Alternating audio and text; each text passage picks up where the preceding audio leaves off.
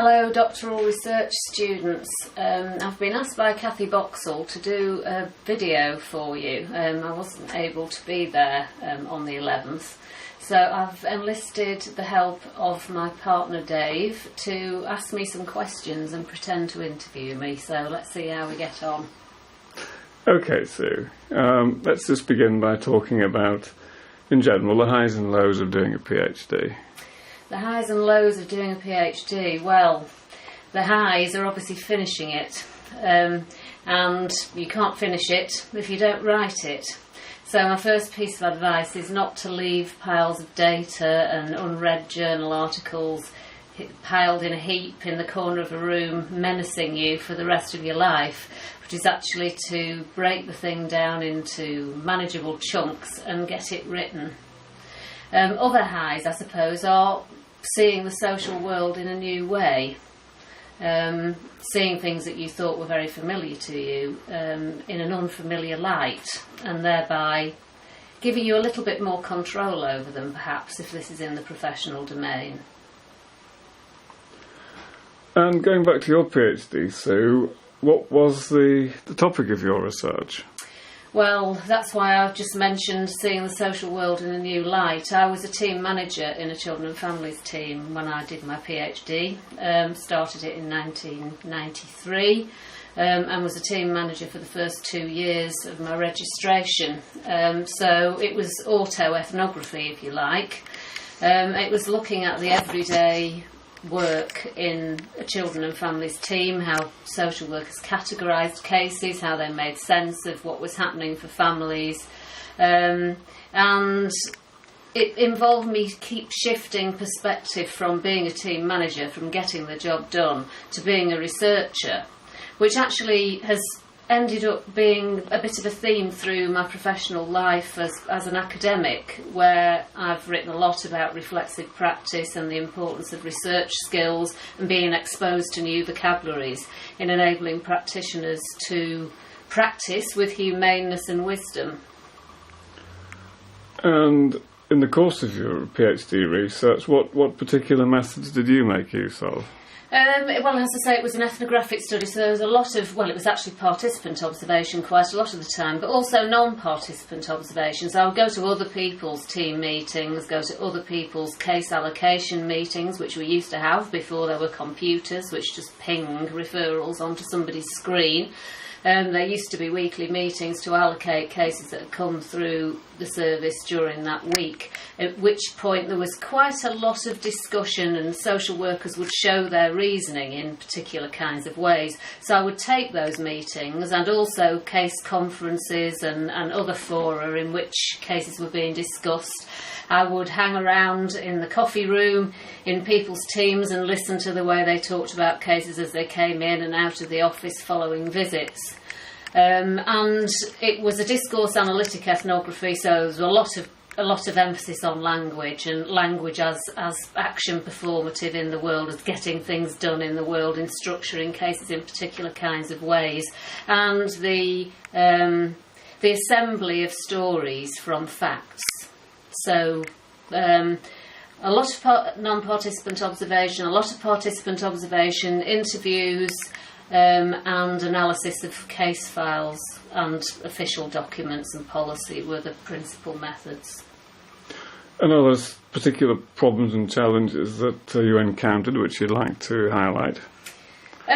Well, being in a kind of complete membership role in the setting in which you're researching is a sort of plus and a minus, really. It allows you to access kind of intimate spaces, people's team talk, in a way that you wouldn't be able to if you were an outsider. I was seen as being a social worker. But on the other hand, you're having to carry on being a team manager whilst also being a researcher, which sometimes feels slightly parasitic. So you might be witnessing a particular piece of interaction and have an opinion about it, but maybe hold back so that the people would continue talking for longer. And that can be a little bit ethically uncomfortable. So I can't remember what the question was now. But challenges and problems. And you sort of Well, I think that's it really. I think one felt slightly parasitic some of the time.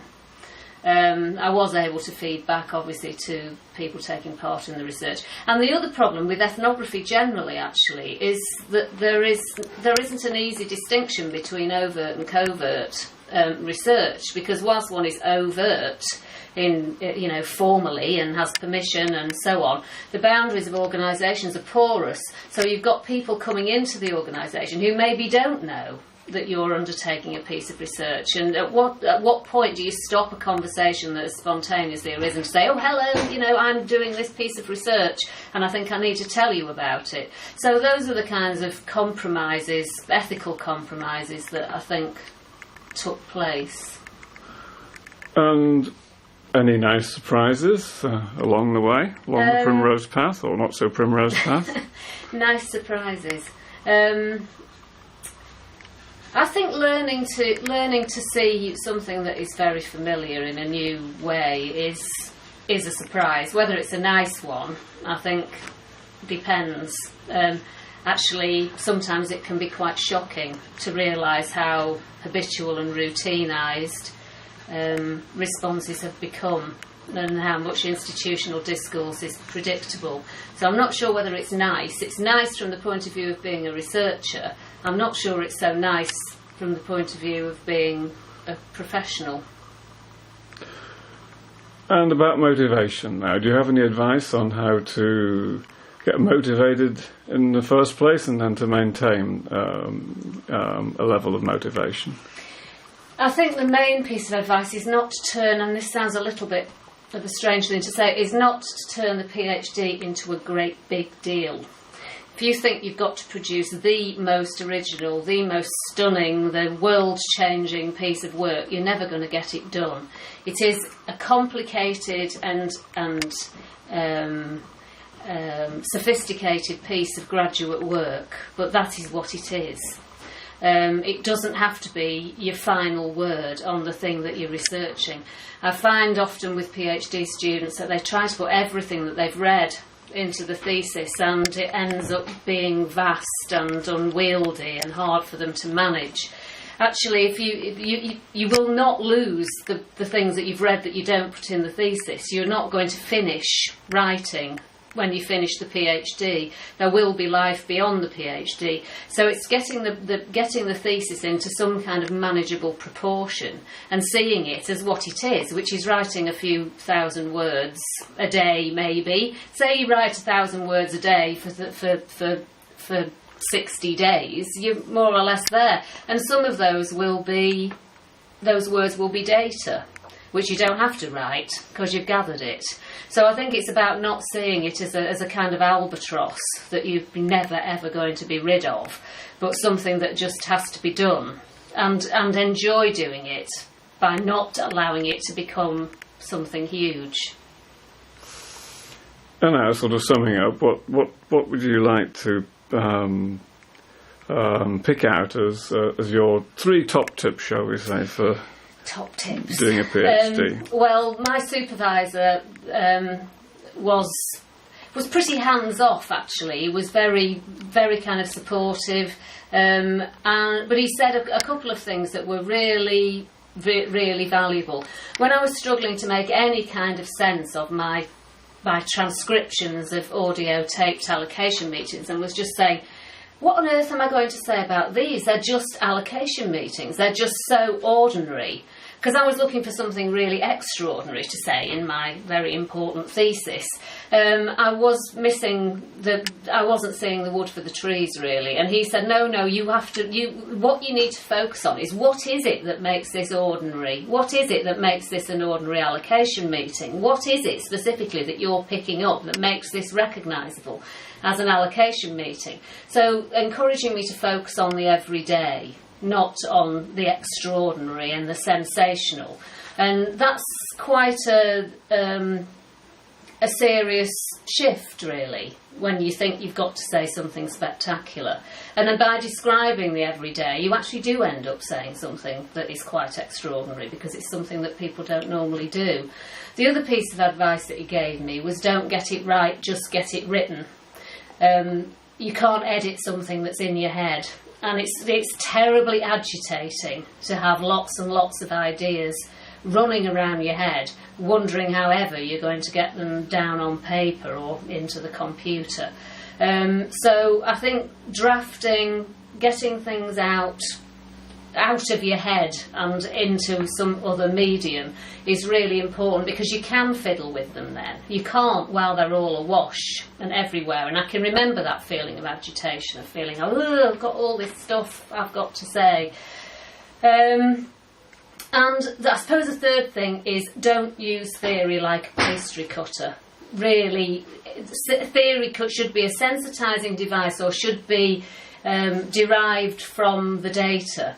What I don't like to see when I'm examining theses are somebody saying, well, I'm going to use Bourdieu to talk about, I don't know, the experiences of children in care, and what you get is a great chunk of Bourdieuian vocabulary and not very much about children's experiences of being in care. And that can feel quite cumbersome to wade through. And I think it is a common tendency for people to think they have to find a theory. They have to go and find a theorist, and they have to kind of take that theory and use it as a stencil and cut it into their data. And that's not, for me, a particularly valuable use of theory. Read theory, use it to open up your imagination and enable you to think things that you haven't thought before, or look at your data and describe it and describe it and describe it. This is not naive. This is not something simplistic. It's very important that description is thick. That you've described the social world that you're investigating in a thorough way. And then it will generate theory for you. And that theory that's generated might talk to the other theories that you're using as sensitising devices. But don't use it like a pastry cutter. Don't apply it to make the world more simple and give you a set of concepts to describe something that really should be described in its own terms. And just to conclude, anything else that you think people need to be wary of and should avoid as PhD students? No, I think I've exhausted my repertoire description. Well, thank you very much, Sue. I hope that's going to be illuminating. I'm certainly feel illuminated by it.